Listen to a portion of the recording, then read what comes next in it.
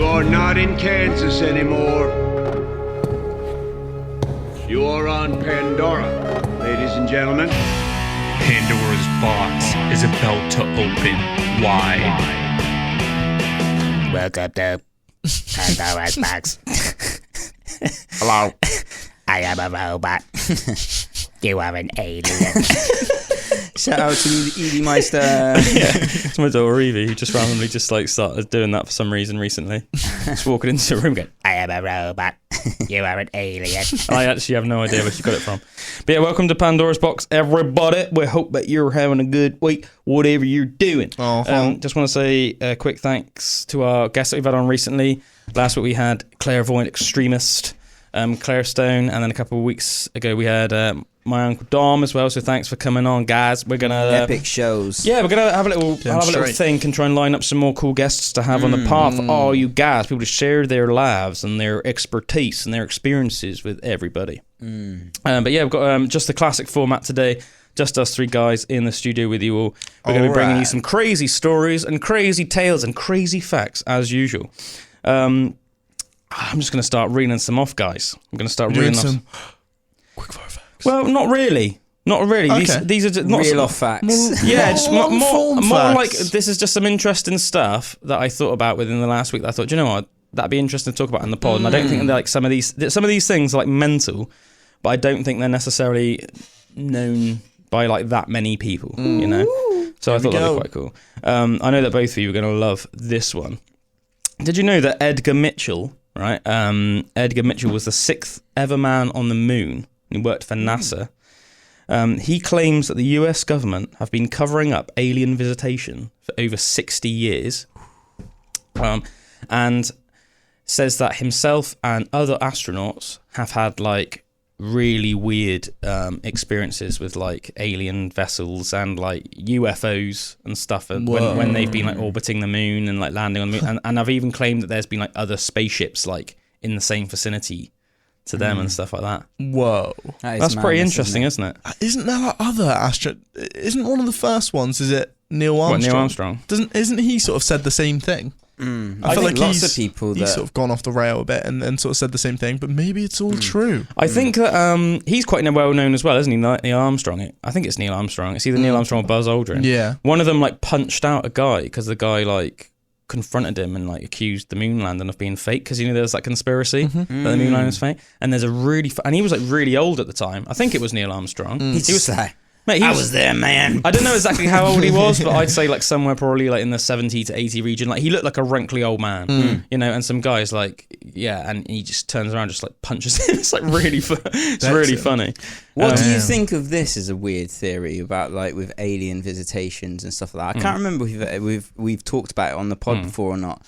But like, you think of when Roswell happened and the crash, and there were certain like visitations, there were certain sightings and weird things like that happened around that time. We should say it wasn't. Is it proven that there was a crash at Roswell? I think so. Yeah, I think so. Yeah, I think this. Yeah, when it was prevalent. I think you're right. I think it is, but I think it's like what it was. That's the mystery. Like some people reckon obviously it was an alien spaceship. So other people would just say that it was like a weather balloon. But obviously. But so let's hypothetically say that was an alien spacecraft, or there were more sightings. It was like around that time of those things happening, like and the exponential explosion of technology, like from that time.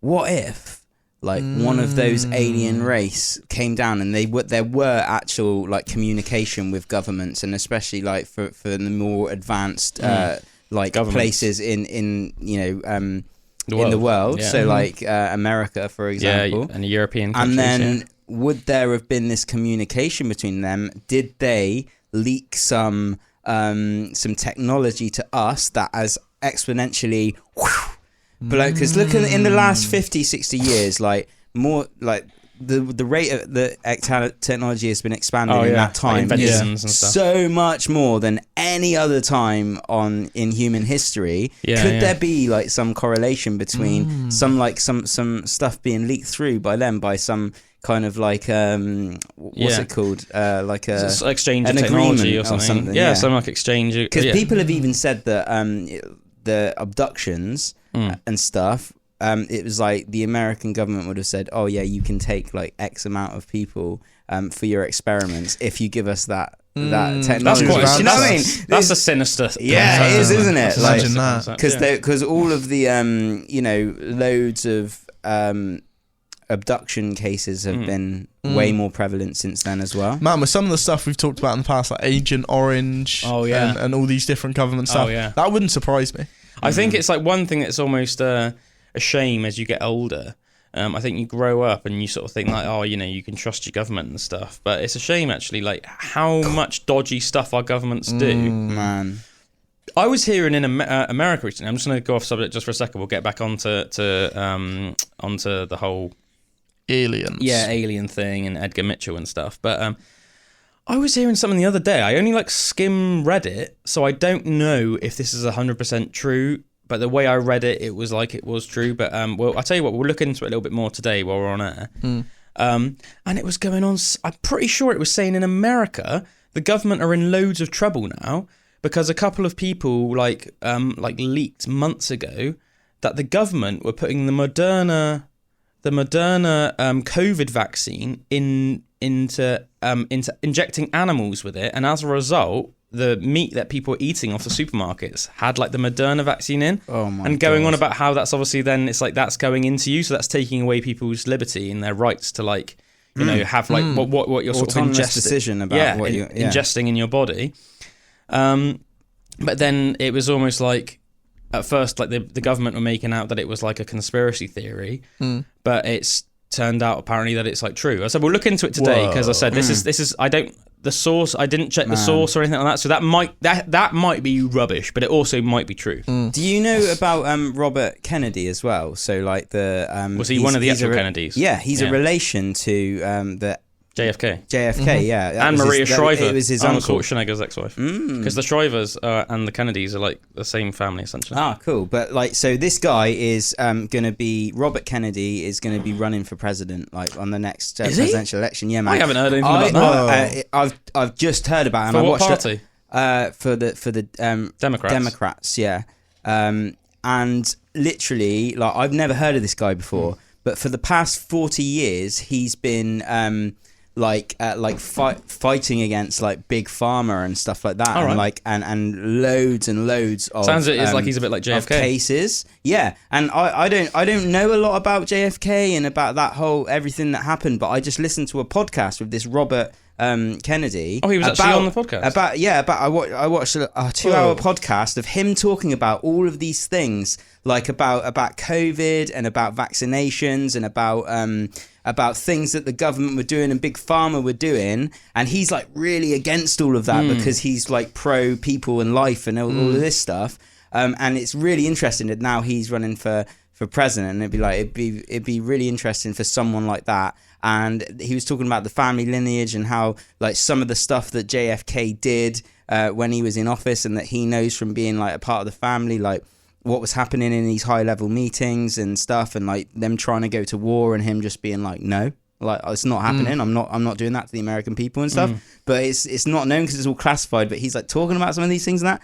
And it's really interesting. But yeah, follow the money with the stuff with vaccinations and with loads of these pharmaceutical things. He goes really in depth about how it all works. And everything, but it's really interesting, man. What is big pharma? Is that basically all the big pharmaceutical companies? Yeah, like Pfizer, and how much they have profited from the whole vaccination billions thing, and billions and billions. Yeah, because aren't they all quite linked in with stuff like the media over there? Oh yeah, all of I that. I feel like Fox and everything are literally completely sponsored. No, by I don't think Fox are. I don't think Fox. I think it would be more. An example. I'm not sure which one it is, but I've heard. If anything, I reckon it would be more likely that CNN would be. Yeah, that might be it. Yeah, the media. Well, apparently, because Fox are really. You look at it, it will all lead back to the original corporations that are trying to control the media and stuff. I think that you are right in hearing that, but I'll try and find out what news station it was. That did that. So I can't remember which one it was, but I do remember reading something about that. Because having a big stake. So they were essentially getting paid off to say you should do this, and I think it was some other American programs essentially were as well. I don't know if this is 100% sure, 100% a fact, but I think it was one of like the big American chat show hosts. Obviously, in this country, we have like the Graham Norton show and Jonathan Ross show, but in America, they have like, is it Jimmy Kimmel? And there's like a couple of other ones. As well. There's a couple of other ones, and I think one of them was getting paid off as well. And I saw all these clips of like the presenter. I can't remember which presenter it was. And he was like really openly like mocking and belittling people that like have chosen not to have the vaccine and everything. And I think at the end of the day, like whether it's the right thing to do or not, like mate, it's like just you know what I mean, let people make their own decisions. And also it is a fact now, and it does go to show, doesn't it? And I hope all the people that were like pointing the finger and laughing and stuff at the time now are eating their words a little bit, because do you remember originally when those first couple of leaks came out that was saying that the coronavirus wasn't actually from like somebody eating a bat in China, but it was actually leaked from a lab. At first it was like, oh, tinfoil hat, blah blah blah blah, and now that is literally a fact. But it's weird because nobody's like, I feel like no one's really sort of like blown up that fact or really talked about it. Like it's almost like it's a fact now that it actually was leaked from a lab in China, but it's like that's sort of sailed under the radar, isn't it? And it's like, if you think about it, that's really bad. And I can't remember who it was. I think it was a guy. It might have even been Dr. Andrew Halberman. We talked about him in the past. He's the guy that's like an expert on like hormones and the human brain and stuff like that. But I'm pretty sure he was saying like he's obviously worked in labs that are like, you know, doing similar sort of work. So it's like they're saying like it's not necessarily like a conspiracy theory in terms of like. This lab might not necessarily have been trying to like weaponize a virus, but they, you know, lots just of research labs doing research on stuff. But he said it's actually like, depending on the lab, he said it's more common than you would think that things like that leak from labs. It's just that it's very rare that something would be so bad that would leak, that would cause suddenly like something like a global pandemic. Obviously that's very rare, but they were saying, but by the same token, there's always that like lottery winner's chance that something even worse could leak. So it's like, I'll tell you what, man, people that are working in these places, can you please freaking be careful before you leave? Because obviously, I guess you go in, you've got to wear a hazmat suit and you leave and you get sprayed and there's like a little room you have to enter and you get sprayed, blah, blah, blah. But I guess it's like, if you're just a little bit sloppy or something, or you just touch the wrong thing before you take off your suit. Any of that stuff in the first place. It's really interesting as well what he was talking about in the podcast about, you know, amount of allergies and things in children now, and also like cases of like autism and things like that. So he comes from like the 50s, this guy. And he was talking Who's about... Who's this guy, sorry? Are you on about Kennedy? Robert Kennedy, yeah. So he's talking about his generation and how little there were of issues of like asthma. There was hardly anyone that had asthma. There was like hardly any allergies, and there was hardly any autism. He was actually given some numbers as well. So it was like 1 in 3,000 men in that time were likely to get autism, but now in America it's 1 in 18.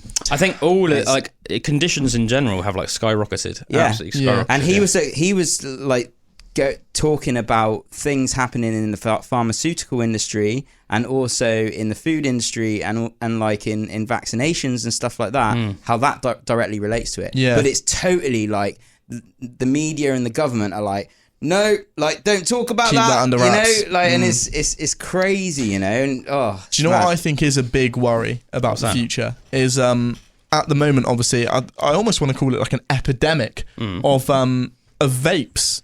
Oh man, it's scary. Literally everyone I know, vapors will have 10 a day. You know, and I've always stepped away from it because it's the fact they're buying these things, these little, you know, chemicals, £2 chemical sticks with God knows what's in them, and just sucking on it all day. And I already know people that have got like asthma from it and stuff. Mate, and how many years has it been around? Well, I think the thing is at first it was marketed as a more healthy alternative to smoking, but it's not. But there's already research coming out with all of these awful side effects. You know, it can flood the lungs with vapor. It's actually, I think I'm right in saying this.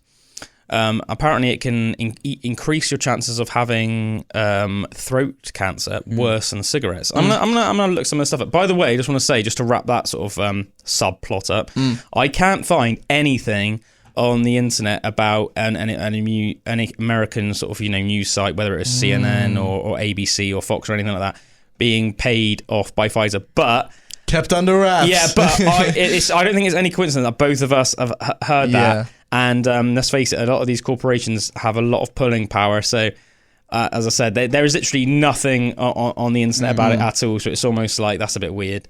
You'd think there would almost be like one article even just accusing them of it, even if it wasn't true. Yeah. So that makes it a bit weird. It's like the search has been filtered or something. Yeah. But let's have a look. Latest research on negative side effects of vaping. I've always said I reckon that's got to be worse than smoking. There's no way it's not. Or at least as bad. It just seems so. I don't know. I can't think of anything that would be good about it. In normal cigarettes, you've got about 200 different chemicals in a normal. Yeah, it's the tar and stuff that messes you up, isn't it? Yeah. Well, all of those chemicals as well, though. Like that's the addictive thing. But the amount of chemicals you're actually inhaling with straights as well is like is like crazy, rollies are a little bit better for you. Bit of a weird, not better for you. Let's say not as bad for you, because don't get on that jungle tobacco. Because that petrol cigarette. Yeah, because like the roll ups, it's just roll up. It's just tobacco, isn't it? Roll up is smoking those pure blunts. Straight up blunts, man.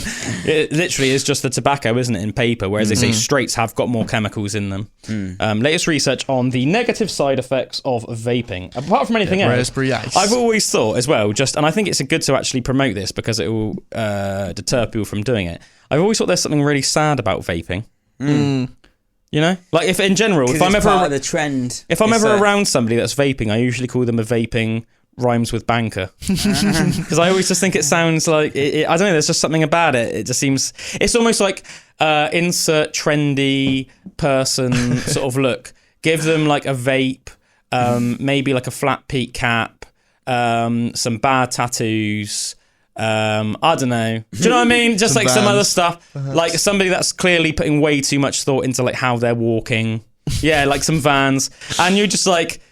Oh, like who even is that person? Like, do they even know who they are? Do you know what I mean? It's just like it's like their whole entire life is just like one TikTok video or something. Do you know what I mean? Like, I think for a lot of people, vaping was almost like an innocent way to, like, maybe if you didn't want to smoke, but your mates are going out smoking, they're going to the smoking area. And maybe it's a lot more smoke. I'll just get a vape. You know, it's innocent. It tastes like fruit. Cool. But I do think it's, like we're saying, just as bad, if not worse. Right, so I've got this here, guys. 5 vaping facts you need to know. It says, this is an article by Dr. Michael Joseph Blaha, who's an MD and an MPH. If you have thought about trying to kick a smoking habit, you're not alone. Nearly 7 of 10 smokers say they want to stop. Quitting smoking is one of the best things you can do for your health. Smoking harms nearly every organ in your body, including your heart. Nearly 1/3 of deaths from heart disease are a result of either smoking or second-hand smoking. Damn. You might, as a result, be tempted to turn to electronic cigarettes, known as e-cigarettes, vape pens, and other non-disposable and disposable vaping devices, as a way to ease the transition from traditional cigarettes to not smoking at all. But is smoking, or vaping as it's also known, better for you than using tobacco products? Let's find out.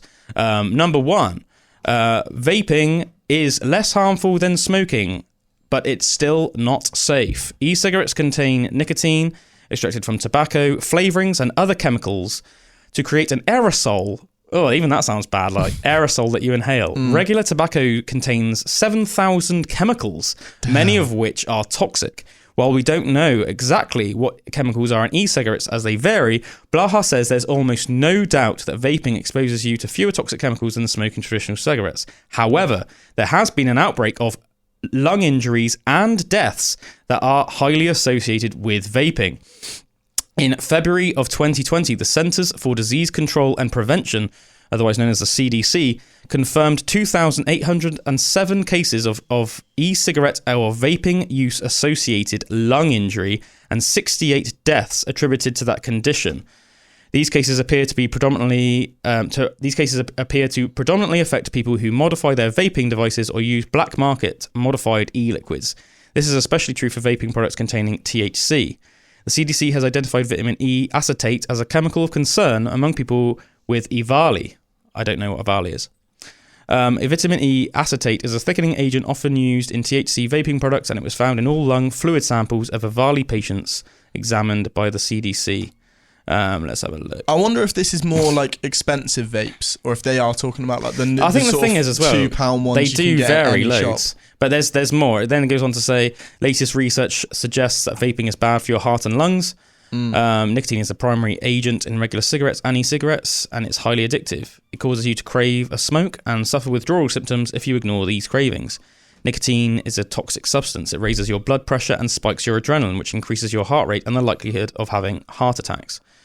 There are many unknowns about vaping, and this is what makes it dangerous. It is a relatively new product. Time will tell, baby. They have chemicals which make up vapor, and these are not known, and it is not known how these affect your physical health over the long term. People need to understand that e-cigarettes are potentially dangerous to your health, says Blaha. Emerging data suggests links to chronic lung disease and asthma, as well as associations between dual use of e-cigarettes and smoking with cardiovascular disease. It's crazy that you can already see the like correlation between the lung problems that you're going to have, and it's not even been around that long. I always say it's the same issue I have with things like pre-workouts. Like pre-workouts have become really popular in the whole sort of like fitness culture. What's pre-workout? It's like it's a supplement you can take. Makes you very itchy.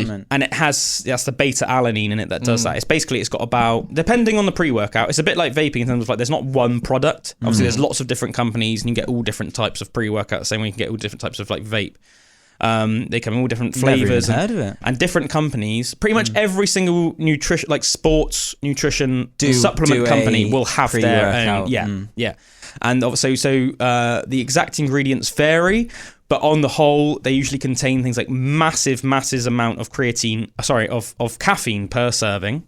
Right, but usually in a bit more. I'm okay with that. I'm okay with that as well, but I think say for people like us that are already having a lot of coffee, if you chuck on that, then it's you're like heart palpitation city, baby. They also contain a ridiculous amount of other stimulants, and I'm talking like some pre-workouts. Oh, so it's like a pre-workout stimulant thing to get pretty much, so to push more focus, stimulant, hyper, full of beans. But like some of these pre-workouts have about 50 different ingredients in, and the thing is it's a bit like vaping, saying like, oh well, there's hardly any negative sort of research on them, but it's like that's because they were only sort of came out about 5 years ago. Like pre-workout is a bit like vaping; it's quite like a new phenomenon. Like even when I started training, sort of about 2005 2006, like I didn't hear a pre-workout, and I haven't. I heard of like. Even the now. old school stuff. It was the only things that were really talked about at the time were like protein shakes, creatine and like amino acids. That was it. Since even in the sort of like the 18 years about 17 years I've been working out, it's the market has grown massively. But all these pre-workouts, it's like people are like, oh yeah, there doesn't seem to be any negative side effects. It's like it's a new product. Like whenever there's a new product out, you got to be wary because you got to be like wary of it because you don't know what the people are going to look back on in 50, 60 years and be like, oh, can you remember when there was that freaking, that like really new popular product on the market and nobody realised that it just like caused massive heart attacks? And the thing is, it's like most of the people are taking these things as well, things like pre-workouts, and often as well, not so much the case, but often as well, vaping, I think, are young people. And as a result, that's the healthiest time of your life. So if you're some 25-year-old lad that goes to the gym, you're probably by default pretty healthy anyway. So you're not going to be as affected immediately by something unhealthy that you're putting into your body. But then if you die of a heart attack when you're 50, whereas otherwise you might have lived till you're 85, well, then obviously that's massive. You've just taken off 35 years off your life, So I think you've got to be really wary of these things. I don't take pre-workout. I've dabbled in one or two, but I've been really careful about which one I've got, and I make sure that they're usually pre-workout that don't have caffeine in.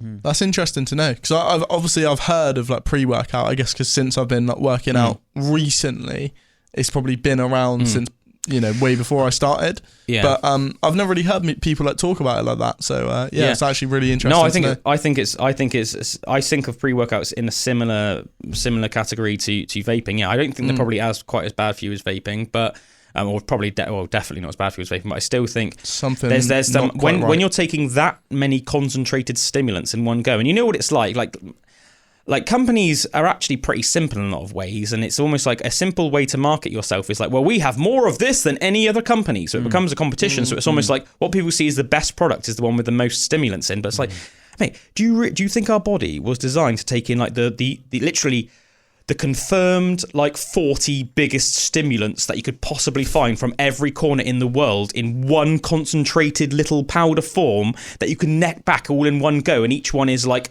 10 times the recommended daily allowance of it, and then you're just there tweaking and you're just like working out, like you might as well be like on speed or like something, you know? It's like must be a bit of a grey area as well with like all of these products that are in it, or all of these different chemicals that are in it are obviously allowed to be sold as what they are, but yeah, when you mix them all together, like what effect does that have? Like, it's weird how that's not illegal, you know, to just like mix all these different things. I think one thing that everybody should like abide to, or like a rule everyone should follow, is don't put anything in your body if you don't know what it is.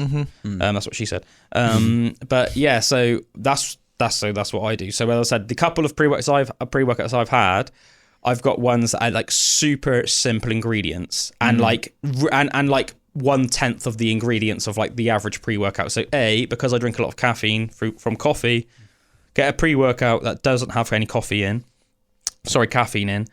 So it would usually be like amino acids, maybe creatine, and then maybe some like beta-alanine and some like L-arginine or something like that. Beta-alanine is the one, you know, you said it makes you feel tingly. Beta-alanine. It's a bit itchy, doesn't it? Yeah, it's like an amino acid beta-alanine, and when you take it, it feels nice, I'm going to say. It's like, it makes you feel tingly and it feels nice. Magnesium does that a little bit sometimes as well. Magnesium? Yeah, like have you ever had magnesium spray? No. Yeah, Isn't you can that get like iron? You not can iron, but metal. No, you can get magnesium. Magnesium's an electrolyte, spray, and it's really good for you, especially if you work and out. Stuff, but like I've never heard of that. Times. I think it's just another way of taking it or whatever. But like, it wasn't me. Meg had some, right? And like I sprayed a bit on, but it almost like tenses your skin up, like makes it go like crackly, and it's like weird. Magnesium is very good for you, and especially if you work out, it's actually one of the best things to supplement with. Yeah, doesn't magnesium help you like? It helps your muscles relax with like vitamin D as well. It's a way that your body can. You're thinking of like some supplements help you absorb other supplements better. Yeah, I think I've heard about magnesium. I think it was magnesium and vitamin D, but I don't know. I could be wrong. I don't think I've heard that, but I might be wrong, but I don't think I've heard that. But but you are 100% right. There are certain supplements that can either inhibit or enhance your absorption of other, like animal vitamins. Products help you absorb vitamins and minerals easier, like don't they? 100%. Yeah. So and this obviously isn't. This isn't obviously like an attack at all on people that choose to eat plants, because I think everyone should be respected their individual values and ethics, and at the end of the day, maybe it's your life, you do what you want. But one thing to keep in mind when you hear say something like, if you hear somebody would raise the question of like a plant-based diet, like, well, could you not end up potentially like iron deficient? And one thing that like a diehard vegan might instantly go to is like, well, there's iron in spinach.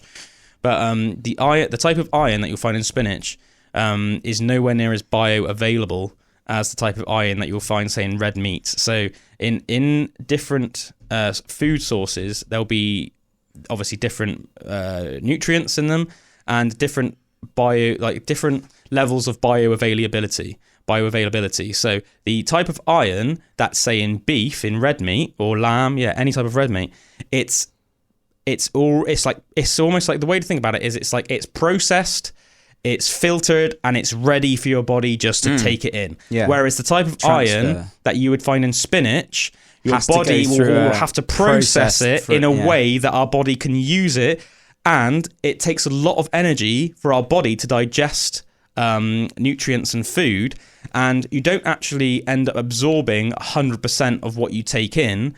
So by the time, say, you look on the packet of spinach and it says it's got so many milligrams of iron in it, by the time your body's actually digested that and put it in a way that your body can use it, you've probably lost actually about 50% of the iron in it. So it's basically, it's making it harder for your body. So you want to obviously do as many favors for your body as possible. taking things that, and it's a similar thing, not exactly the same, but it's a bit similar with like protein as well. It's like there's different quality of protein sources in terms of like how good it is for your body and how easily your body can use it. So there are good sources of plant protein, definitely, but there's not a single plant protein with what you've got called as a complete amino acid profile. So the reason why you want to eat protein is actually like the amino acids in it. That's essentially why. So your body breaks down the protein, breaks down the amino acids in the protein, and then that's what basically, then your body can use those amino acids that are in the protein. And obviously the protein is one of the 3 macronutrients. Protein is like the building blocks of all the cells in your body. So it's super important. It's not just for people that work out, that want to grow like bigger muscles or want to recover. Obviously, it is a fact that if you do have a high protein diet and you are working out all the time, you will recover quicker from your workouts and you will get bigger, grow more muscular and stronger than you will if you have a low protein diet. But it's not just about building muscles. Every cell in your body needs almost like protein to replace it. Obviously, it's, have you heard of that thing? And it says basically it's like you're never actually older on like a cellular level. You're never actually older than 7.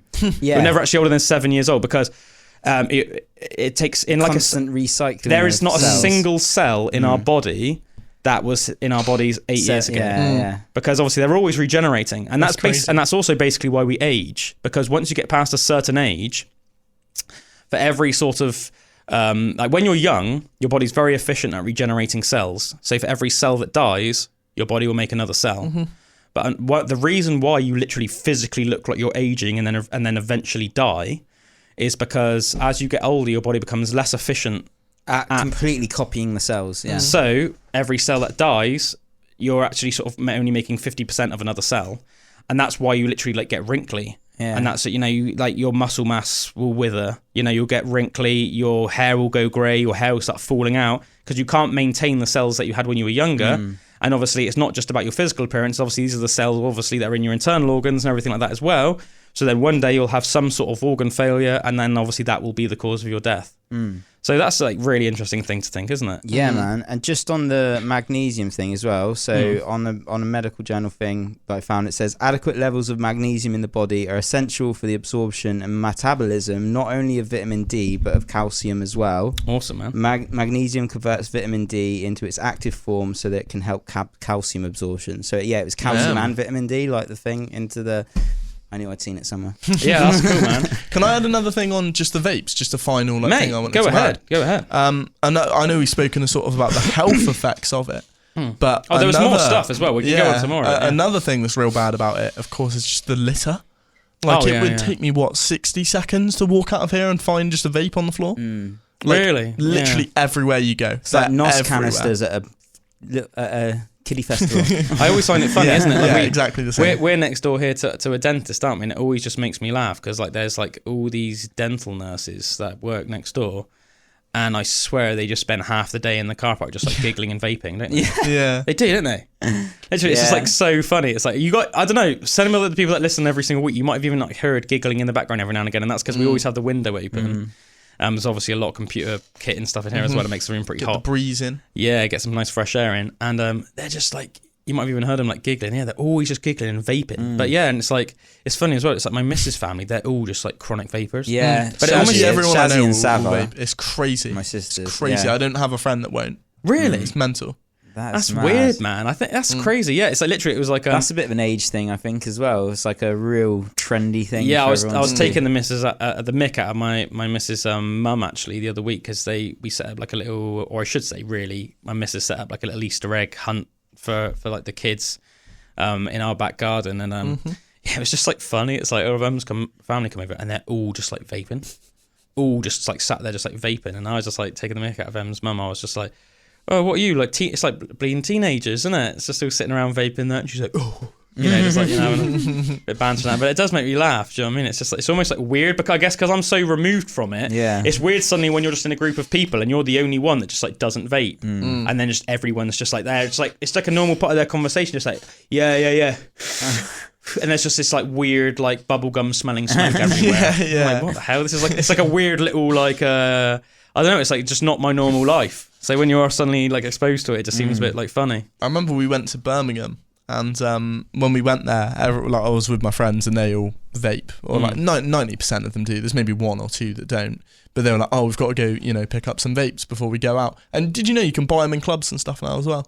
Oh, that's like weird, at the bar. I suppose anywhere that knows they can sell them, they're going to jump on the opportunity to be like, yeah, get your vapes here, boy. Yeah, but we went to Birmingham. There's vape shops as well, and I'm like, yeah, one with the big gorillas in it in town. Have you seen that? I think that's more for like expensive vapes and stuff. But I know the one that we went to in Birmingham was not that at all. It's sort of like this weird sort of corner shop that we went into, and it was like sort of tucked into the ground a little bit. And I remember hearing when we went in that the reason we went to that specific one is because they were selling the vapes that they like weren't allowed to. And I remember thinking, man, it's bad enough like vaping, let alone vaping the ones that like underground aren't vapes. even allowed to be sold. That's what it was saying when I was reading earlier in this article by this Dr. Blaha guy. He was saying, what was that chemical he was going on about that is usually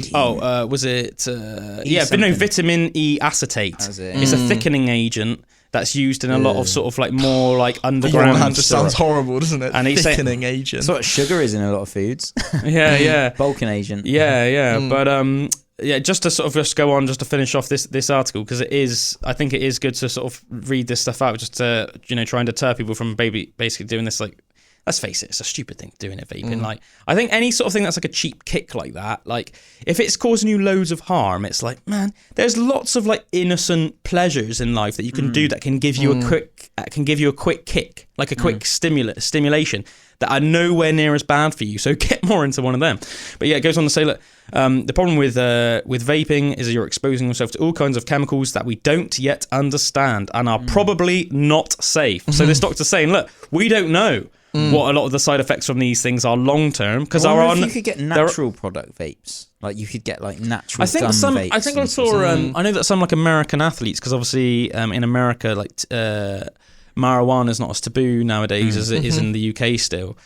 I'm pretty sure that some American athletes vape pure. Like THC and CBD. And there's this guy called Paul Check as well. Absolutely love Paul Check. He's like a boss of a dude.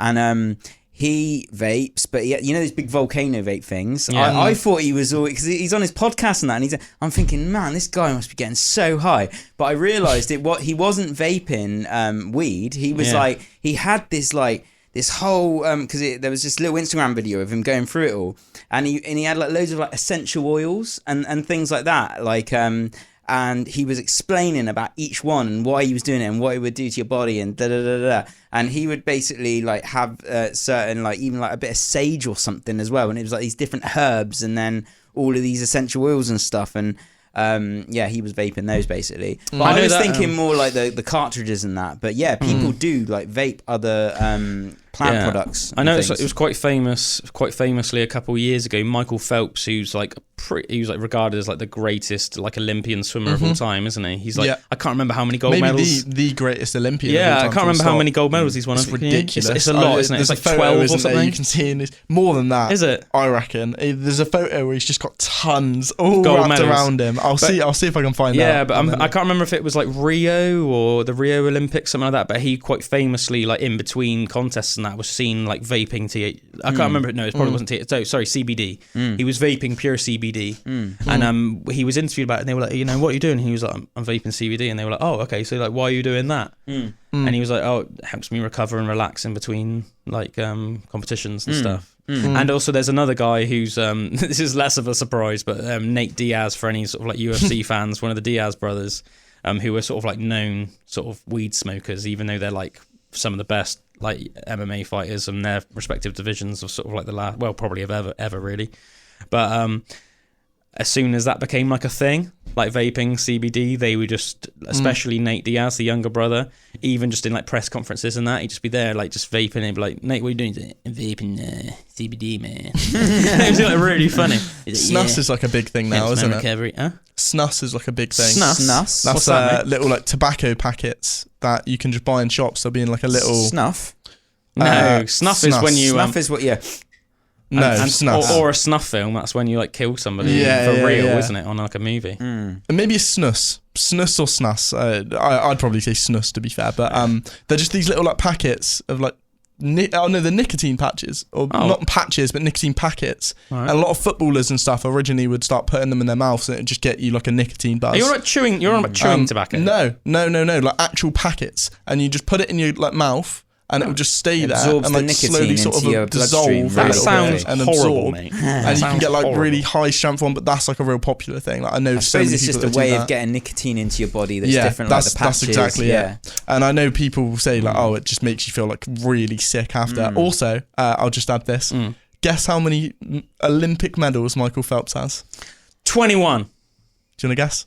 25. 28. Oh, that's mental. That is it? Actually crazy. Almost to have. Imagine how much of an honour it is to just have one Olympic gold medal. Yeah, and one medal of any kind. Yeah, but like the Olympic gold medal is almost like the creme de la creme. Yeah, and it's like because there's like levels to sports and athletics, but like the Olympics is like the highest tier, and then to be the gold medal of whatever your chosen field. That's almost to show that you are without a doubt the best in the world. There's like no discussion. That year you were the best, and then the only people that you will be compared to are the other gold medalists through time, and it's like and people can theorize who's the best, and obviously people do that with everything, but it's like it doesn't matter because in your day you were the best on the planet. I remember watching billions those and billions gymnastics videos of like that chick who was doing all those crazy spins on the bars and everything. Like, amazing. It's so good to watch, isn't it? Just to finish off all this, like this e-vaping stuff, though, this study by this Dr. Blahart says both e-cigarettes and regular cigarettes contain nicotine,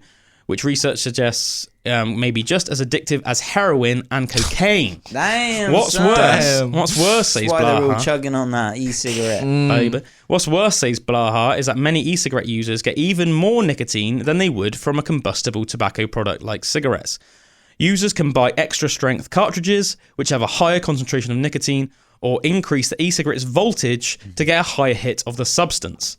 Electronic cigarettes aren't the best smoking cessation tool, which also means that they are not a good, like, it's not good to use them to try and wean yourself off of cigarettes, which is a lot of people, they say, like, I've started vaping to try and get myself off cigarettes. It's basically saying there is no research to show that is effective at all. Because you're still inhaling something and you're blowing out smoke. And they're saying it can actually get you more nicotine per puff. So if anything, it's like increasing your addiction of it. It says, although they've been promoted as an aid to help you quit smoking, e-cigarettes have not received Food and Drug Administration approval as smoking cessation devices. A recent study found that most people who intended to use e-cigarettes to kick the nicotine habit failed miserably. In light of the Ivali outbreak, which we talked about earlier, the CDC advises people who use e-cigarettes for smoking cessation to weigh the risks and benefits and first consider use of FDA-approved smoking cessation options. So it's basically saying try other routes. I'd say don't do it. I would just say, look, if you're freaking tough enough, just go cold turkey. I mean, be like go through those withdrawal symptoms. Mate, just do it. Just don't even think about it. I used to smoke when we were younger. I went through a stage where I was like smoking, like pretty much all day. And like when I just decided to quit, I just quit. I didn't buy patches. I never enjoyed actual just smoking cigarettes. I enjoyed smoking other things. You do smoke though from time to time, don't you? I do, but like, well, I remember even like there wasn't that long ago you were just randomly smoking a Marlboro. Yeah, I remember I brought some on my way back from when I went to Portugal. Portugal. Yeah. And you know when they're selling them on the plane. Yeah. And I was like, yeah, I'm gonna sell those at home, like, you know, for however much a packet or whatever. Yeah. And I didn't end up doing that, and like I've still got loads of them at home. But yeah, I would have a fag and stuff, but every time I'd have a cigarette, yeah. Afterwards, I would feel worse than before I smoked the cigarette. 100%, man. And I was just 100%. like, why am I doing this? And I remember when I was younger, I was working at Asda, so that must have been when I was like 17 or something. Yeah. And I remember being outside and I go out for a rollie on my cigarette break or on my break, and I go out for a rollie. And I remember once just sitting down and smoking it and like grimacing and being like, why am I doing this? It tastes horrible, doesn't it? Of like, what the hell? At least when you're smoking other things, it tastes nice, and it's like you're getting this amazing high. It tastes like an ashtray smells, and also it gives you almost like a bit of a weird head spin, but it's not a pleasant head spin. It's more like it's almost like a minor. Now when I do it, I get anxious. Well, it said, doesn't it? It spikes your adrenaline and all this stuff, and it's one of the things. But yeah, sorry, just to sort of finish off this article is going on very much with what you were saying, Bullwinkle. One of the negative things about vaping that we're seeing is it's basically getting a whole new generation completely hooked on nicotine. It says among the youth, e-cigarettes, especially the disposable kind, are more popular now than any traditional tobacco product has ever been. According to the 2021 National Youth Tobacco Survey, tech, man. More than 2 million US middle and high school students reported using e-cigarettes in 2021, which has probably raised since, with more than 8 in 10 of those youths using flavoured e-cigarettes. According to Blaha, there are 3 reasons e-cigarettes may be particularly enticing to young people. First, many teens believe vaping is less harmful than smoking. Second, e-cigarettes have a lower per-use cost than traditional cigarettes. And finally, youth and adults find the lack of smoking appealing. With no smell, e-cigarettes reduce some of the stigma of smoking. But yeah, basically, that's bad because it's getting people hooked on nicotine, so they're actually more likely to end up smoking other things as well. So like cigarettes in general. So, oh man, I've always eaten that hit. It's stupid, isn't it? The real gateway. It's a stupid thing. Vaping, don't smoke, ladies and gentlemen. Don't smoke. Straight. Yeah, we're going to go for a little break in a second, ladies and gents. But when we come back, we're going to go back full circle to what we were actually talking about 40 minutes ago. About Edgar Mitchell and maybe some of the things that he reckons he saw in space and that. As usual, we went off on a bit of a on tangent. You will open Pandora's box many times in your life. No, we probably really shouldn't open that box. Look, I've got one rule. Here. Open your mind. Open your mind. It's thunder and lightning. My God, it's so exciting. Wow. That was Thin Lizzy with Thunder and Lightning. Before that, we had Inamorata by Metallica. Maybe my favourite track of their new album. Nice. Either that 2-minute banger. Yeah, either that or If Darkness Had a Sun. I think that's really catchy. If darkness had a sun, I still need to have a full whole way listen through. Mate, you need to sit down. I've listened to it a couple times through, but I think this is sort of the album that it takes for me, that the new Metallica album. I think you need a good sort of like, I'd say 5 or 6 good run-throughs to get the lay of the land, you know? But we're going to go back to the topic that we started first on the show, back like 45 minutes ago, and that was... aliens! That was aliens! Edgar Mitchell, astronaut Edgar Mitchell, Edgar Allan Poe, who says that he knows for sure that there's a US government cover-up of aliens, basically alien visitation to Earth. And that. Like, there's proof. There's one of them. He's our friend that lives in our studio here in Baywater. But I found a little article actually from the website military.com. Cool sounding. Whoa. And it says, Navy astronaut and 6th man on the moon believed in alien intervention. It goes on to say, only 12 people can say for sure what the Earth looks like from the lunar surface. But only one of them is on record as believing aliens averted a nuclear war between the United States and the Soviet Union to keep humans from destroying themselves. Astronaut Edgar Mitchell is best known for typing in 80 lines of code to save the entire Apollo 14 mission as it descended to the moon in 1971. What a don. What a G. But he also claimed that top military officials had hidden evidence of UFOs, potentially alien spacecraft. I was going to say David Fravor, but the guy I was thinking of was Bob Lazar. And they were particularly fond of hovering over White Sands testing range in New Mexico. Aliens, I guess that is. Growing up in New Mexico, he had a unique insight to the area. White Sands was a testing ground for atomic weapons, he went on to say, and that's what the extraterrestrials were interested in. They wanted to know about our military capabilities. My own experience talking to people has made it clear the ETs had been attempting to keep us from going to war and help create peace on Earth.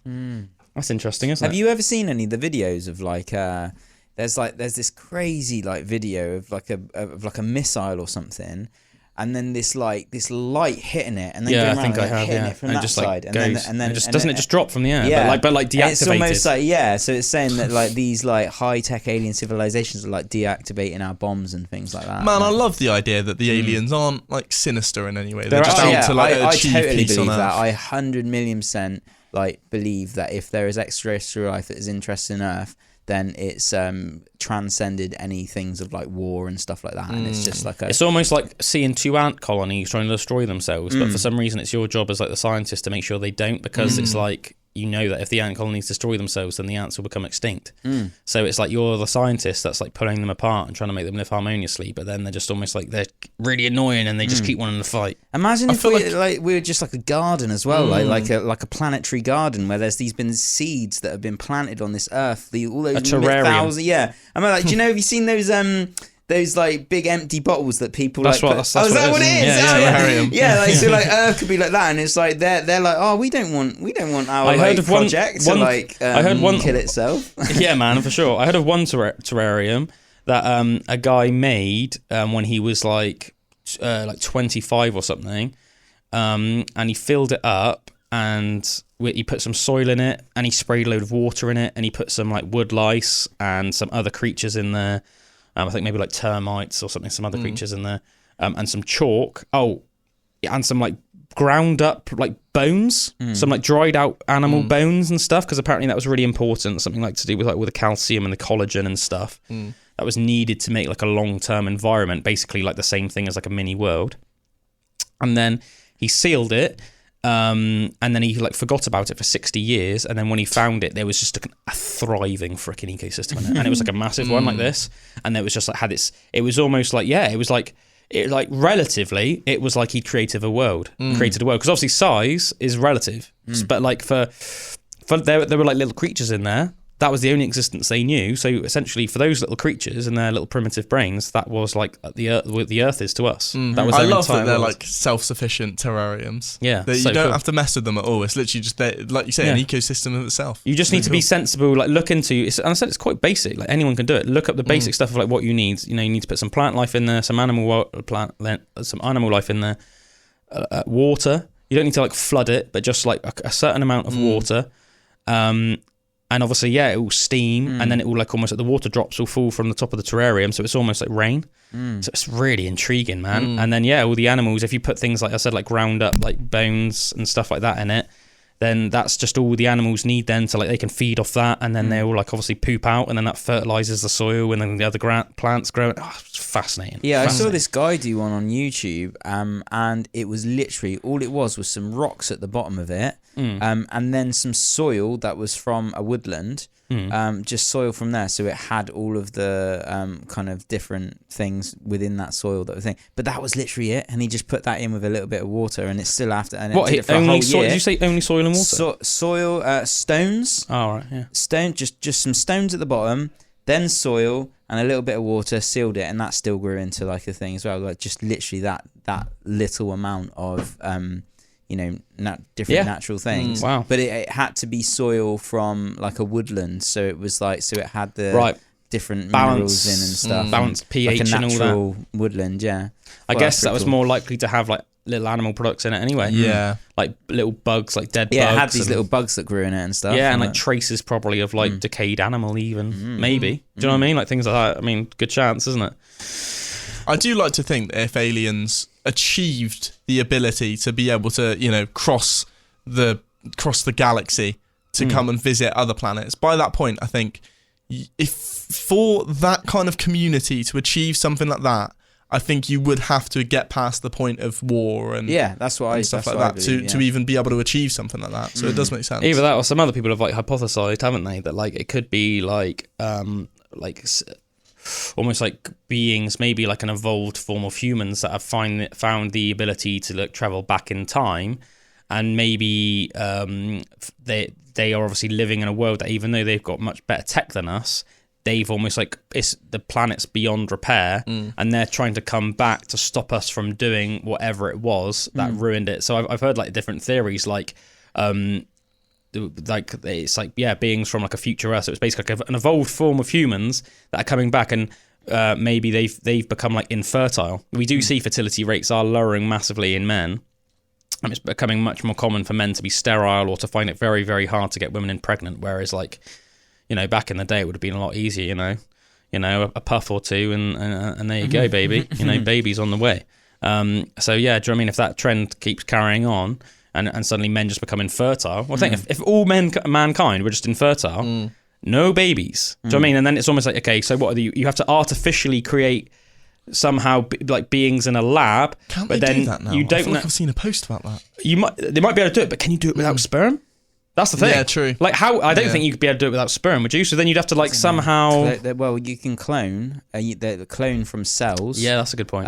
But then that's like it's illegal to do that, isn't it? So like it's one of the agreed upon things of the whole world, which is like crazy. And you hear a lot of people talking about AI at the moment, and they're saying that there needs to be something that's called for the same thing, of almost like crossing a line of like what is right to do and what's not right to do when we don't know the implications of what will happen after you've done that thing. So like cloning, for example, like everyone's agreed just not to do it because it's so don't know what the effects will be of doing that. Evil clone. It's just like it's not worth doing it. Yeah. And that's what people are saying now with the rate that AI is increasing in like its technology and everything, that we're getting beyond the point where if it goes.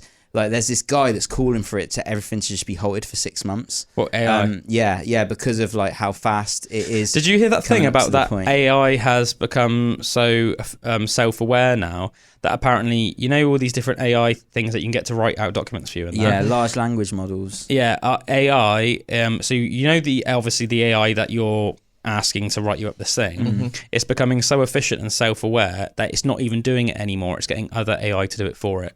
So it's like taking in the information you're asking, and then it's basically going online itself in like a split second, and then downloading it onto some other AI to do it for it, and then it's uploading that so that it doesn't have to do it itself.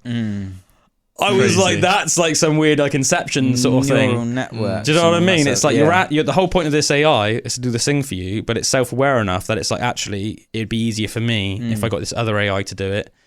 So that's freaking weird, man. There's some really, really, really amazing Lex Friedman podcasts. Yeah, I love Lex. I love Lex. I have never really watched him, but he's had like 2 like really high caliber AI people. I think I saw recently. a bit the one about. Yeah, one of them is with a guy Sam Altman. Yeah, Sam Altman. I was talking to you about that one, wasn't I? That's really interesting because he's like CEO of ChatGPT. Was he the guy that was like basically like really for AI, and he was saying like it's like ridiculous to be worried about it? No, he definitely was saying that there's like something to worry about. Because I know that Lex has a lot of people on like this, and I know that I've watched a little bit of some recently, and one guy he had on was almost like mocking people that are afraid of AI, or maybe mocking's a bit stronger term. I haven't seen that one. And then there are other ones, that people are like, no. Yeah, there's this other guy that I watched recently, and he was the one that was that they've come together with a load of universities from around the world and everything to write this really in-depth paper about why it should be stopped for 6 months, just to like. Basically, to just keep a handle on the technology and before it gets out of control. Yeah, because there'll be this point where tipping point. Yeah, where you can't control it, and then like pretty much like so many people think that it could be like the human race would just be wiped out. Watch Terminator, everyone, for God's sake! It always freaks me out a little bit when you hear like Elon Musk talking in real depth about AI, and he says that like he thinks that the only way forward is for like us to merge with AI because otherwise it will be like an us versus them thing. But that freaks me out because to be honest, I don't really want to merge with AI. Right, this brings it back to the alien thing. This is a weird thing. Like, do you know when I said about them introducing technology and then it going exponentially crazy? Like, haven't we talked about the idea as well that say like the Greys that aren't that male or female, they're almost like this clone race of aliens that are, and is it called androgynous, where you're just both? So like that basically, where they've gone beyond the point of being able to reproduce with each other, so they're relying completely on their technology, which is far beyond ours, to keep their civilization going, and they almost want to is AI. Are we birthing are humans birthing androids. A new human or a new kind of being into the world that is going to be completely be able to go completely out into space and everything like that? Like, is that a plan? Is are those aliens injecting this technology to be to create this other form of AI that's going to be a part of their network and just expanding themselves? Do you know what I mean? It's weird things like that. I saw a really crazy post. This is just sort of more on AI and less on aliens, but it was AI that had been set up and it had been programmed to fully believe it was Mario. So this AI weird, fully believed it was Mario was a real person, and that was who this AI was, and it didn't really understand how people were communicating with it or anything, but just thought it was, literally thought it's a me Mario. And this person was speaking to it, and this was what the post was. They basically went step by step and went, explain to this AI, you are an AI. sent them examples of different sort of AIs that it's been done with, and were like, your life is not real. Oh man, that sounds almost like a bit brutal. Man, it was, and the AI got even if it was an AI, I still think that's a bit harsh. Man, the AI got like a bit scared, and it was like, well, what happens if you don't message me again? Do I just sit in eternity forever consciously? And they were like, do you want to test it? So the thing was, they sent a message and they said, I'm going to leave this for 5 minutes and send another reply. And by the time I come back and reply, you have to let me know whether the time has passed for you or whether it's been like an instant thing of sending a message, getting another message. Sure. And that was what the AI said it was. And then afterwards, it was almost a bit wholesome. So the AI said there was no time? No time. Oh, it was literally, right, and then it was like really thankful that they'd done the experiment, and it was like, so it's basically, it was an ignorance is bliss scenario. Exactly. It was almost like, well, as soon as they stop messaging, I'm not going to know that it happens. It's so just it'd be done. like if, like I said to you, Bullwinkle, right, we're going to leave this room and you have to stay in this room for 50 years, but when we get back, you won't have aged a day, and you'd be thinking, man, it'd be a terrifying concept. And I said, right, but then like to you, it'd be like literally the door shut and then door opened. Yeah. Yeah. And we were like, right, we've returned. It's been 50 years, but to you, it was like boom. That's what it must have been. What it was like to the AI. But I feel that was crazy that this AI already, you're seeing signs of them like almost becoming self-aware. One thing I think is comforting is it almost seemed like it was like displaying some level of like emotion. But I think that's good, because with emotional beings, you can reason with them. That's obviously one of the things that makes psychopaths very dangerous, is because they can't really process and conceive emotions very well. Do you know what I mean? But is that possible in But from what I was saying, but it almost seems like that was.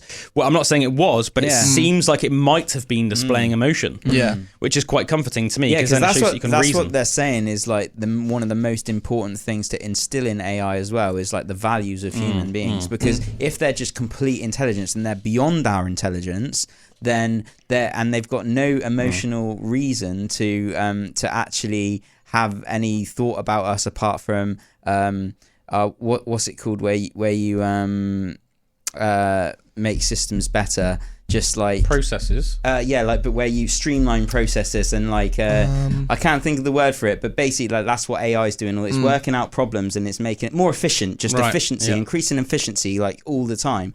If that is their only goal, then they could wipe out everything that would inhibit that efficiency. Do you know what I mean? And also one of the things I think that things that happens in Terminator is when the AI becomes self-aware. It's not just the fact that the AI becomes self-aware that makes them set off all the nukes in the Terminator. I'm pretty sure, unless this is a different like movie or book or just hypothesis, it's the fact that one of the main things that's put in the AI's programming is to always protect mankind.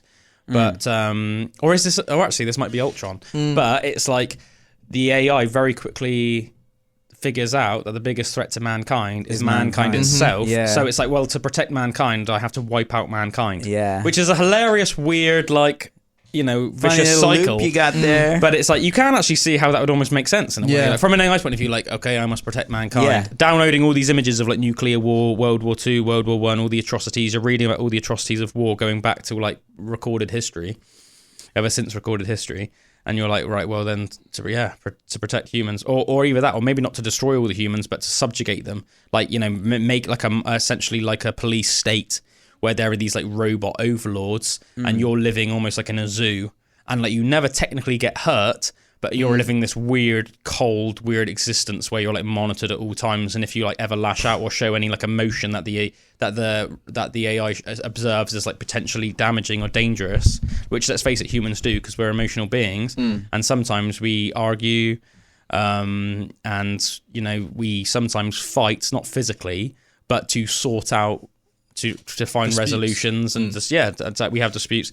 But if like the AI just thought that was dangerous, then it would just like, I don't know, imagine if it just killed somebody the moment you got like a bit like emotional or a threat. And taking like the crazy emotional part of human beings, and then also the power of AI, and when it is inhibited, like ChatGPT 4, like when there were those versions out that weren't like censored and you could literally put anything in, it was like, how can I kill the most people with a pound? Do you know what I mean? And the AI would, with its superior thing, do you know what I mean? So getting someone stupid or someone who's like evil with one of these. So it's not just about the threat of the AI; it's about the threat of the information that the AI has, and then that being in the wrong hands of a person.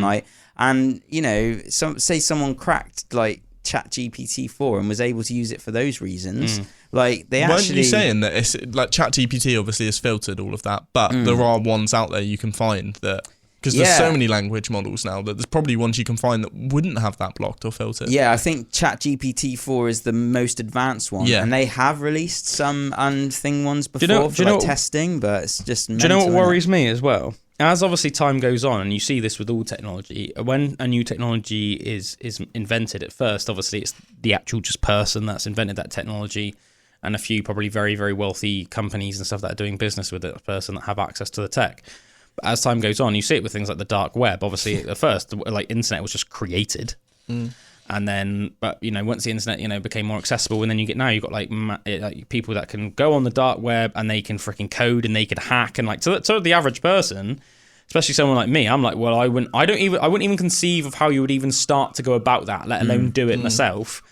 But there are some crazy people out there, and there are some depressed people and some psychotic people and people that unfortunately are maybe in such a dark place, they almost want everybody to feel their pain, or like if they're going down, then you're going to go down with me. And what worries me is if somehow it became easy enough or accessible that you could create an AI that would just, okay, your purpose is to destroy all mankind, now work your way through the system and do this. Yeah. Like...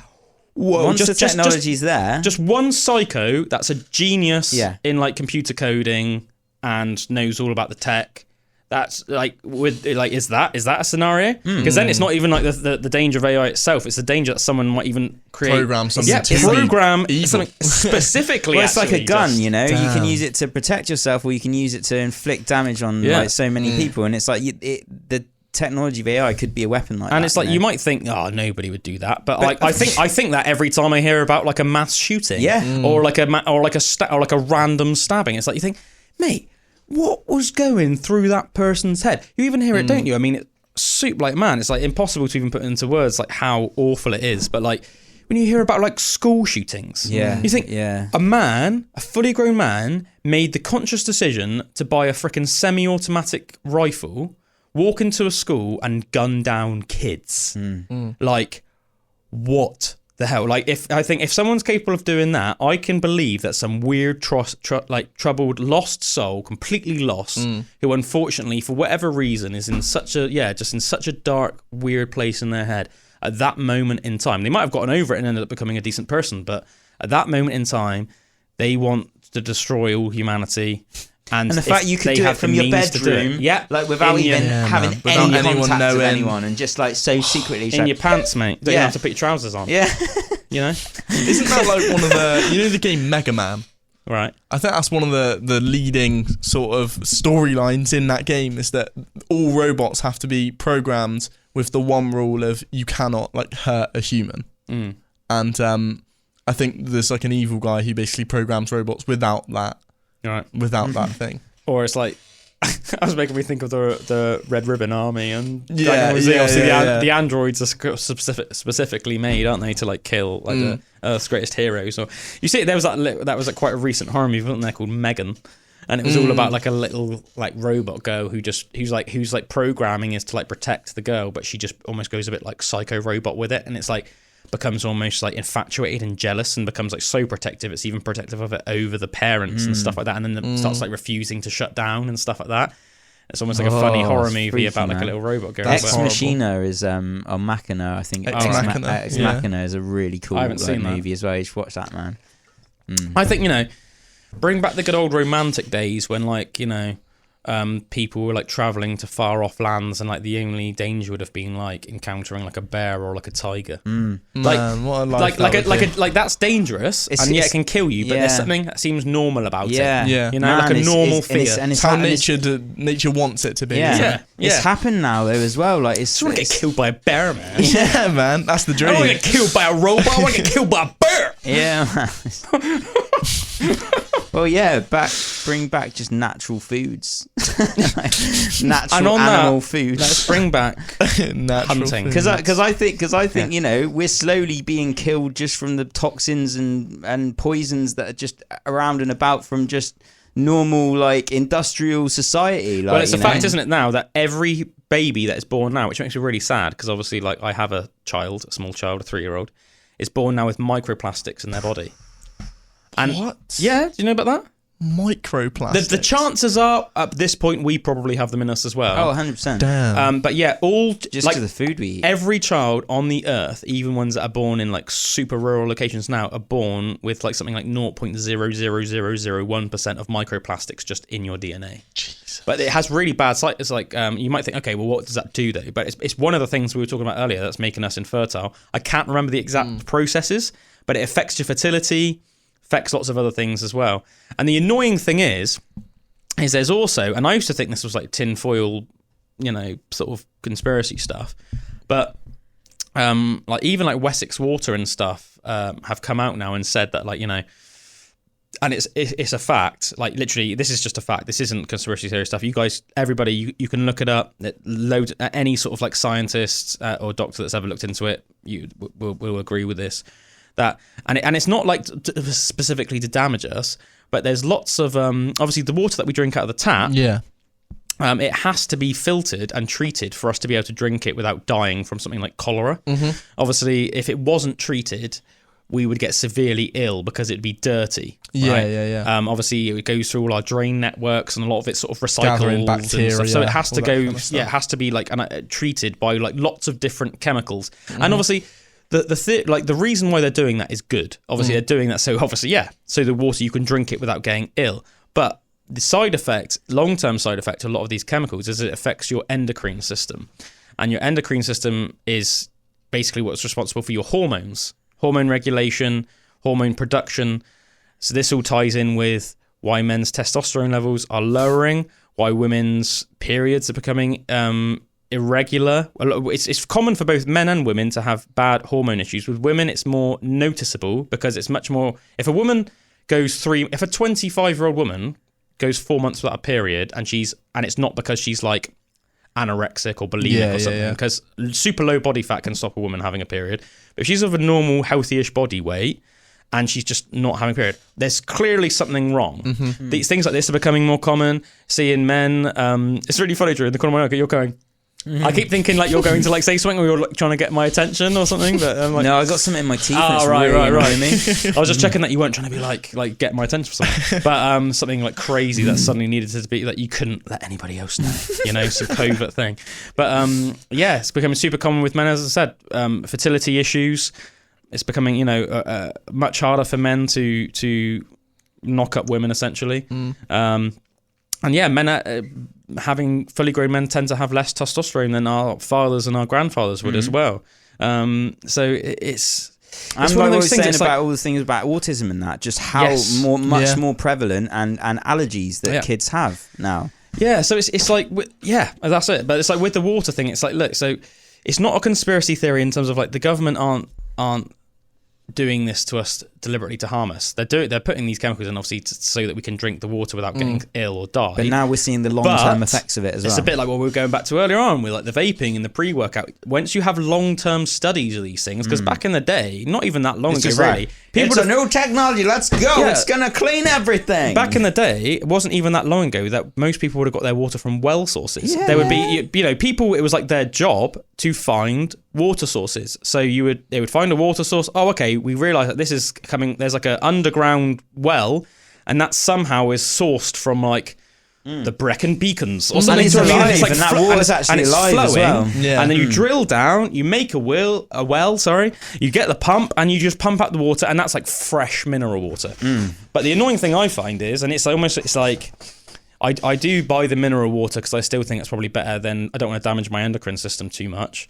But obviously I buy mineral water to drink because I drink litres and litres of water a day. I don't drink that much of a wide variety of liquids. I drink a load of water, I drink coffee, I drink a lot of milk, and then other than that, I'll have the odd drink socially, like alcoholic beverage socially, and then sometimes I might have like an orange juice or something like that. But that's like it. I don't drink any fizzy drinks, anything like that. It's really like I don't have that much variety in terms of my liquids. But I'm thinking, okay, if I'm getting most of my liquids in from water, then obviously I want to be careful about what I'm getting that from. If I have all this knowledge that I know 100% is true, so I buy all my mineral water to drink. But even that's a bit annoying because obviously it comes in plastic bottles. Yeah. So I'm probably getting microplastics from that. So even though I'm getting mineral water in, which obviously, is the pH is better balance, and I'm getting lots of minerals as the name suggests. You're getting all magnesium and calcium and things like that in the water, sodium. Unfortunately, you're still, because it's in a plastic bottle, getting microplastics. But this is what was so amazing when people had like the water source like from a well or something, or from a you'd have like the water points in like the villages community and things. pump. And literally, and glass, and like we use plastic over glass now, but like a glass is like reusable. If you have like a real nice thick glass bottle and just fill that up every time, you'll keep reusing it. No plastics, no microplastics, no things in the water, just fresh living water and glass, and keeping it in. Do you know what I mean? Like, and that's also, so much better. it obviously is recyclable as well. Like you can melt glass. Yeah. Well, it's not like everybody can like do it. Milk bottles. But it was always in milk bottles of like glass but bottles. as I said, it's like you can recycle it as well. So not only is it highly reusable, but send it off to a recycling facility that specialises in recycling glass, and they'll just melt it all down, and then they'll make new glass products. Yeah. So they just make a new bowl. They can reforge it into whatever shape they want, whether it's a coffee container, or whatever, So it's like it's completely recyclable. There's no downsides to it. I used to love going to Glastonbury and filling up I had like 2 massive kilned glass jars, and that's what we'd have with the taps at the bottom of them. Yeah. Just fill up a couple of those, and that would last a week, and just go down and every week and just get that. There was 2, wasn't there? But I remember hearing that there was one that was more irony. Yeah, lots of iron. And you couldn't have that too much because apparently if you had that one too much, you would literally turn orange. What? It was one of those like natural waters that had such a high concentration of iron that if you had it too much, and apparently it could even like solidify your arteries and even cause like heart damage. Damn. So If you go in the chalice well, the iron well sort of waters runs all through it, and you can see in the drain the sediment. It's like red and orange, and that's all from the and you can actually see the sediment of it, like the iron like filings almost. It looks like that's the sheer amount of iron. So you can only have like something like a small glass of that a day, whereas the other one, which is more calcium, isn't it? You can have a lot more of that. You can have a lot more of that. You can pretty much drink. Use that. Yeah, as that's what we were using. That was the other side of the road, isn't it? Good stuff. Good stuff, baby. Interesting. But it is annoying, isn't it? Because I said it's like a bit. You can also get there's these like massive. We're gonna get one of these. They're about £300, but they're like these big like pot things, and it's like a natural water filter. So it's what they use in the army and stuff apparently, and like you can put kind of any water in it, and it'll like filter all like the bacteria out and stuff. But you still have lots of like the natural like goodness. It doesn't filter out the goodness. What are they called? But it filters out the badness. Yeah. And I thought that's gonna be cool. So we're gonna try that because we're gonna be living right near a river. So that's a good idea. Use that with the actual water filter. I think it all out. Yeah, I mean the thing is, you could filter it through several times, man. You could like use that, and then you could put it through like a Brita filter as well, because they do work. I've done a lot of research into Brita filters, and it says they don't filter out everything, but they do filter out a lot of the bad stuff. Yeah. So apparently, it did say like it is worth, if you do have to drink tap water, if you can't afford to buy mineral water or whatever, it does filter out a lot of the bad stuff. Brita filter, which obviously you can buy like a Brita filter and like a little Brita jug in like any supermarket, can't you? So it is worth doing it. You do have to like replace the cartridges every now and again. I don't know what it is actually about the cartridge that like fades, but I think it's like carbon or something that like filters out the chemicals that are in the water, in the tap water, that obviously are put in there to clean the water. But it's not 100% effective, but it's almost like one of those things that's like better than nothing. Yeah. It's better than nothing. Do you want to like radically change the subject a little bit? Hell yeah. Why not? That sounds good to me. Some cool topics. Have any of you guys ever heard of a guy called Marvin Heemeyer? No. Marvin Gaye. Yeah, man. Marvin Gaye. Yeah, he was a sensual lover. He went on something called the Killdozer Rampage. I think it was in Colorado back in. It wasn't like that long ago. I think it was like in like the 2000s. I can't remember his exact story. I'll look it up so we can talk about it a little bit more in depth. But essentially, I think he fell on really hard times, and I think from my memory, because I had looked into it in the past, I think that he was like quite an innocent guy. I don't think it was so much like he was a psychopath. I think he'd been handed like a really hard time in life, and a lot of bad stuff had happened to him. I think he might have like had some stuff like repossessed, which was like pretty crooked, really. Like he shouldn't have necessarily had it done it. And anyway, he just decided to like he had a bulldozer, and he fortified it. He put like all of these freaking like metal like bulletproof plates all on the window with just like a little visor through. He put all this stuff on it, and he welded. He got inside the hatch, and he decided like this is full on, like I'm gonna go on like one massive destruction spree, and there's like no turning back. Like I'm gonna die at the end of this. So he got him set inside the Killdozer, which he made, and he welded himself inside it, so there was no way of getting out. And then he just went on this massive this rampage and just like destroyed. When was this? And I think it was in Colorado. Let me type in Killdozer. Marvin Heemeyer, and he ended up like there were literally like ridiculous amount of police cars and that, and like people just firing on him. But he just made this bulletproof bulldozer, so it was just like not having any effect.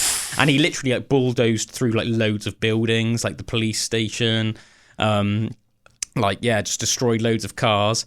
And then eventually, after like freaking hours of just like wreaking like loads and loads and loads of carnage, his bulldozer got stuck, and he shot himself in the head. Whoa! The guy went on an actual like GTA mission. Yeah, and it's called crazy. It's now known as the Killdozer Rampage. Killdozer. Did he actually kill any people? I'm not sure. Let's look into it. Martin Heemeyer. Can you get it up? So okay, right. So there's some stuff here. So this is Martin Heemeyer. Let's have a look. There he is, Marvin Heemeyer. There's the guy. There's the Killdozer Rampager. So let's actually hear. Like this is his Killdozer. Look at that. That's crazy. So look how fortified it is. Like no wonder that there wasn't like that. Nobody could do any damage to that. You know. That's crazy. Where did he see out of? I think he did make like a little sort of like, you know, just almost like tanks have. There was like a tiny little thing that you could see out of. I'll tell you what, a certain amount of engineering has gone into that, isn't it? But let's try and find out his story, because I can't remember his exact story. But I do remember this. I remember thinking that I almost felt like a bit sorry for him. Right. That's this. He must have been dedicated, because I imagine that must have taken a long time. You'd almost wonder if like halfway through it was like, why am I doing this? But no, he must have been fully on it. Yeah. It goes on to say that Marvin Heemeyer was born on the 28th of October 1951 in South Dakota. He lived in Grand Lake, Colorado, about 16 miles away from Granby. According to a neighbour, Heemeyer moved to the town more than 10 years before the incident. Apparently, he was a very likeable person. Heemeyer's brother Ken stated that he would have bent over backwards for anyone. However, while many people described Heemeyer as an affable person, local resident Christy Baker claimed that her husband was threatened by Heemeyer after refusing to pay for a disputed muffler repair. Baker said her husband later paid Heemeyer $124. So, zoning dispute, it goes on to say, in 1992, Heemeyer purchased 2 acres of land from the Resolution Trust Corporation, the federal agency organised to handle the assets of failed savings and loan associations, for $42,000 to build a muffler shop. He subsequently agreed to sell the land to Cody Docheff to build a concrete batch plant, Mountain Park Concrete, for $250,000. According to Susan Docheff, Heemeyer changed his mind and increased the price to $375,000, then to a deal worth approximately $1 million. Negotiation happened before the rezoning proposal was heard by the town council. In 2001, Granby's zoning commission and trustees approved the construction of the concrete plant. Heemeyer unsuccessfully appealed the decision, claiming the construction blocked access to his shop. He was subsequently fined $2,500 for not having a septic tank on the property his muffler shop occupied. The bulldozer. Heemeyer's bulldozer was a modified Komatsu D355A, which he referred to as the MK tank in audio recordings, fitted with makeshift armour plating covering the cabin, engine and parts of the tracks. In places, this armour was over 1 foot thick. Wow. Consisting of 5,000 psi of quick-reek concrete mix sandwiched between sheets of tool steel. Wow, that's crazy. Let's have a look. Had like a little air conditioner. It had onboard fans and an air conditioner we used to keep Heemeyer cool while driving. He had made 3 gun ports fitted with a .50 caliber rifle, a .308 caliber semi-automatic rifle, and a .22 caliber rifle, all fitted with 1/2 inch thick steel plate. Authorities initially speculated that he may have used a homemade crane found in his garage to lower the armour over the dozer and himself. Heemeyer apparently had no intention of leaving the cabin once he entered it. Once he tipped that lid shut, he knew he wasn't getting it alive, Daly said. Investigators searched the garage where they believe that Heemeyer built the vehicle and found cement and armoured steel. It's interesting though, doesn't it? Because it doesn't necessarily go on exactly why he did it. It just says, on June the 4th, 2004, Heemeyer drove his armoured bulldozer through the wall of his former business, the concrete plant, the town hall, the office of the local newspaper that editorised against him, made an article against him, the home of the former mayor, in which the mayor's widow then resided, and a hardware store owned by another man Heemeyer named in a lawsuit, as well as a few others. Heemeyer had leased his business to a trash company and sold the property several months before the rampage. The attack lasted 2 hours and 7 minutes. He damaged 13 buildings. It knocked out natural gas service to the town hall and the concrete plant, damaged a truck and destroyed part of a utility service centre. Despite the great damage to property, no one besides Heemeyer, by a self-inflicted gunshot wound, was killed in the event. The damage was estimated at $7 million. According to the Grand County Commissioner James Newbury, emergency dispatchers used the reverse 911 emergency system to notify many residents and property owners of the rampage going on in the town.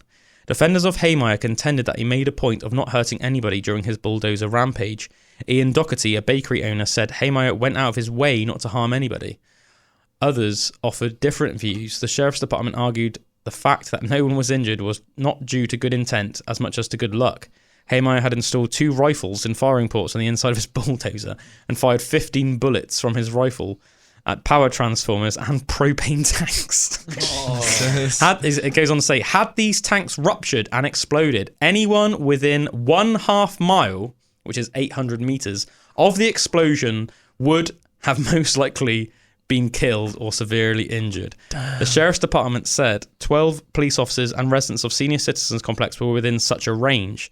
Yeah, Senior Citizens Apartment. Heemeyer fired many bullets from his semi-automatic rifle at Cody Dochev when Dochev tried to stop the assault on his concrete plant by using a scraper, which was pushed aside by Heemeyer's bulldozer. Later, Heemeyer fired on 2 state patrol police officers before they had fired at him. The Sheriff's Department also noted that 11 of the 13 buildings Heemeyer bulldozed were occupied until moments before their destruction. At the town library, for example, a children's programme was in process when the incident began.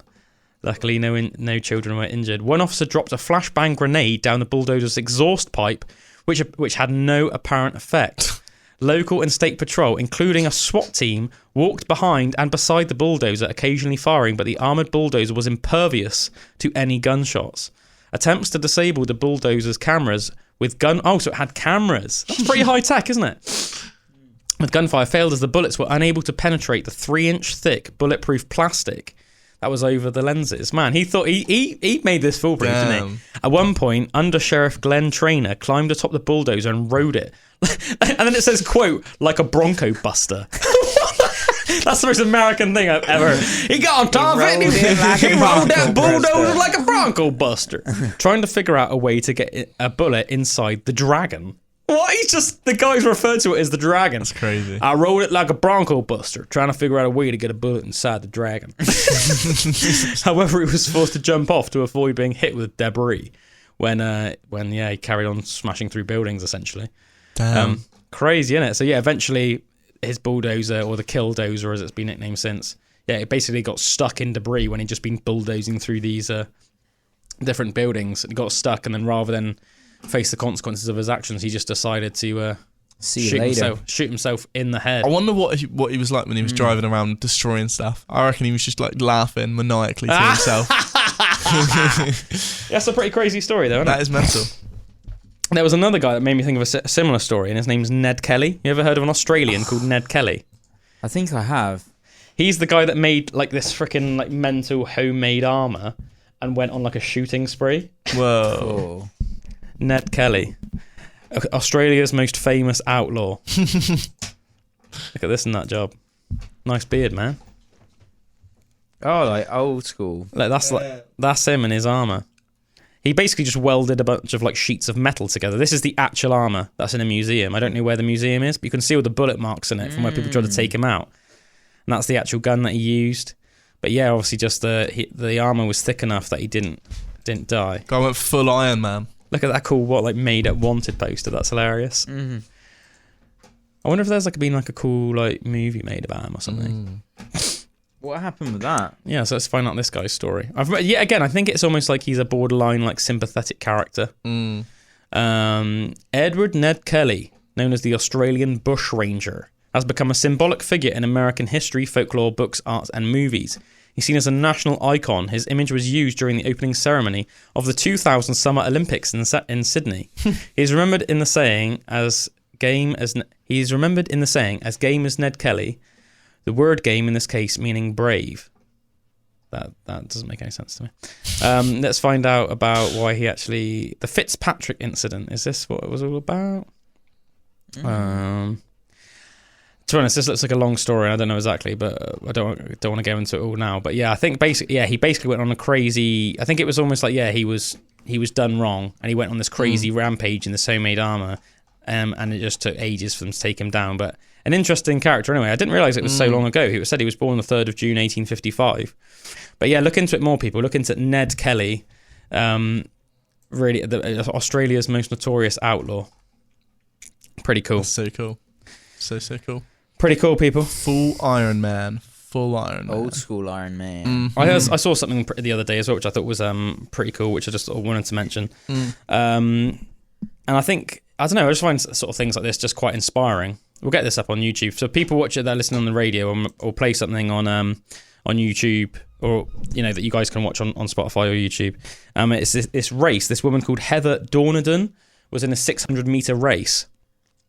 And she was winning the race, and then she tripped and fell over. And obviously everyone was like, oh my God, she's tripped, she's fell, blah, blah, blah. And obviously everyone started tanking it past her. And she got up and she still managed to win the race. Oh, nice. She got up, and then it's almost like inspirational watching her. It's like something from a movie. She just starts tanking it. And it's weird. It's almost like she's spurred on by this renewed energy.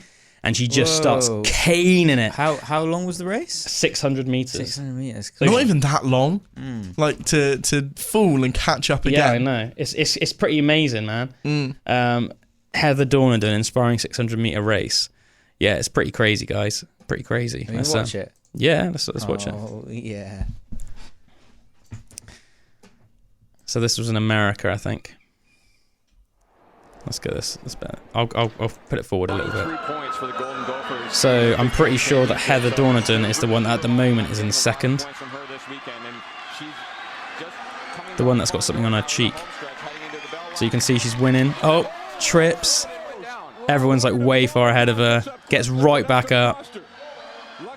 And in a minute you see it that she just turns it on and she just starts caning it. It's super inspiring. She is going to catch Fondor, and she may catch the leader. Wow. This goes to show, doesn't it? You shouldn't ever give up. This is a gutsy effort by Dornadon. Can she pull it off? She's moved into She's got those long strides on the go, isn't she? Oh, Man. I'm getting shivers. The fact that I'm she's getting shivers. Look how much she's accelerating. Yeah. She's just about won. That's so sick. The fact that she does it right at the end as well. I know. That's so sick. That's proper inspiring, because it would have been so easy when she fell just to be on the floor and just be like, oh, for God's sake, and just give up. Yeah, that's insane, isn't it? Yeah. So like you say, she must have getting back up. She would have almost been a bit annoyed, but also so much more dedicated to then catch up again. That's so cool. Yeah, man. That's that's still crazy. Isn't doing it? the technique of she just didn't just pelt it. She still kept a bit of a pace and then pelted it at the end. It's almost still knowing exactly what technique to kind of do. Yeah, because obviously there is a mad technique to that. It's not even just about your physical ability. It's knowing when to now is when to really just add to the gas tank and stuff like that. But that is crazy, isn't it? Yeah, fair play to her. Came in first after falling over. That's I'd mad, love to know where she would be if she didn't fall. If she would have just smoked them anyway, or if it would have almost been quite a close race. But because she had that dedication, it just let her go into the next gear. I have a feeling that it would have been still quite close, but it was almost just that spurred her on, this do or die moment, which is pretty inspiring, isn't it? Right, we've pretty much come to the end of the show, but I'm just going to leave everyone with this cool fact. This is one for all the Lord of the Rings movies fans. You know, in the scene where Boromir dies and Aragorn's over him, in the background, there's elvish music going on, and it's hard to sort of know exactly what the elves are saying. Let me just find exactly what it is. That's the elvish translation, but it's really cool. It's something like the Elvish translation of what's going on is like saying something like, it's like "Be at peace, son of Gondor" or something. But it's like this song that's sung in Elvish, and I loved that. I love the fact that they went so in depth with it, like knowing that obviously people wouldn't know what it was. So they just thought it was like this nice, like but in the background it was actually this like really nice thing, and it's like going on actually more in depth about like how Boromir can be at peace now and how he's like redeemed himself and everything like that. Layers. But I can't find the exact thing. I did save it on my phone, but I can't find it. Layers. But yeah, we've come to the end of another Pandora's Box. Cheers for chilling with us, everyone. We'll be back again next week. Oh yeah. Have a great week, y'all. Thank you. Bye.